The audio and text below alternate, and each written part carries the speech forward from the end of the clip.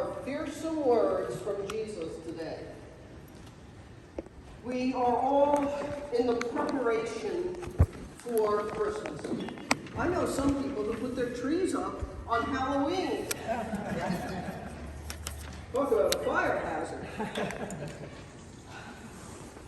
This starts a new year. So, Happy New Year, everyone. Happy New Year. The church reckons time differently than our secular society. Your calendar doesn't change until, what, January 1. We are in a new year in the church.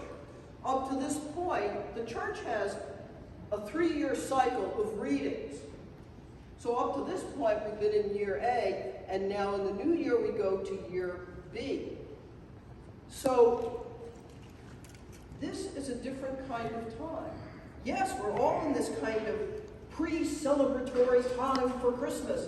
What are we going to have for Christmas dinner? When are we going to decorate the tree? What about the lights on the house? What are we going to do? Are we going to go somewhere for Christmas? What are we going to do? But, the church says, slow down. Slow it down. Put the brakes on. This is a time for us to look inward.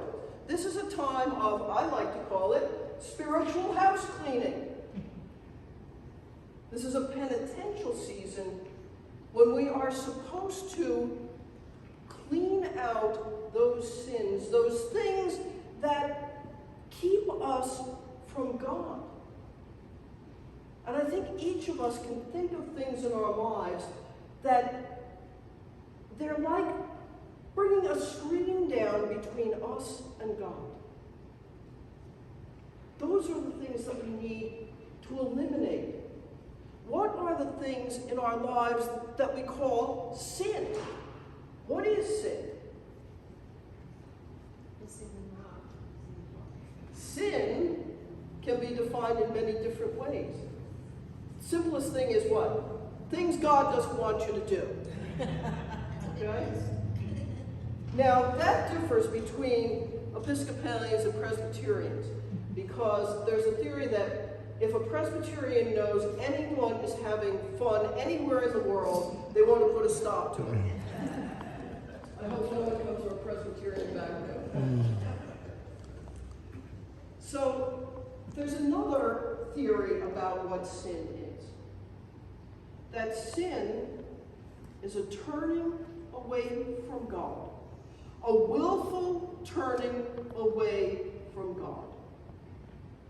So when there's something we know that's wrong, that we do, that we know in our hearts and souls, it's wrong. Do we ever let God in on that? No. We turn away from God. We're not going to pay attention to God when we want this, that, or the other thing that in fact may be harmful to our souls. So this is a time to look at your soul and think about the health of your soul. Today is a healing Sunday. Healing is about your body, but it's also about your soul. And that's why we do this in the Advent season. So we do this to prepare for Christmas.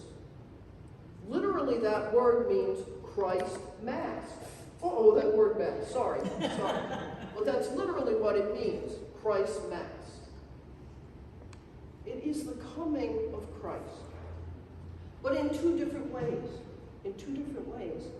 We, in this world, think back to the first coming of Christ. And Advent is also about journeying through that pregnancy with Mary. The first coming as a little child. An innocent child who had to be taken care of, his diapers changed, he had to be fed. You know, it's funny, you go to a museum and you see all of these statues, we call it the seat of wisdom.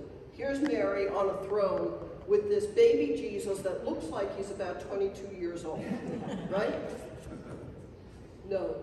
Anyone who has had a child or a grandchild, he came just as that little infant. But on the other hand, and we heard this today, we are also looking forward to that second coming, that fearful message of the gospel. So we're not just preparing for the coming of that Christ child once again to our hearts. We are preparing for that fearful end of time. And we've talked about this before. All we have to do is look at the news, listen to the radio, and it certainly seems like those end times are coming. And we need to be ready for that.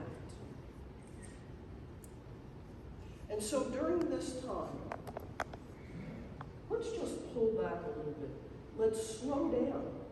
Let's think more about the health of our souls than burning a hole in our credit card at Macy's. In the end times, that's not going to help us, is it? Sure, it's nice to give gifts and have the family around the tree and the turkey and all that stuff. But our first priority is to worry about the health of our souls as we journey with Mary through her pregnancy to that day at the end of the month, when she will give birth once again.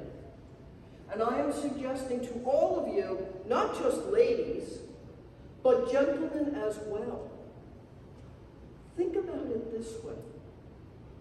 I want you to be pregnant with God. All of you, to be pregnant with God. And when you leave here today, I want you to really think about that phrase, being pregnant with God. Because God is at the very center of who we are as human beings. And it is our responsibility to give birth to that thing. Let us prepare for that. Amen.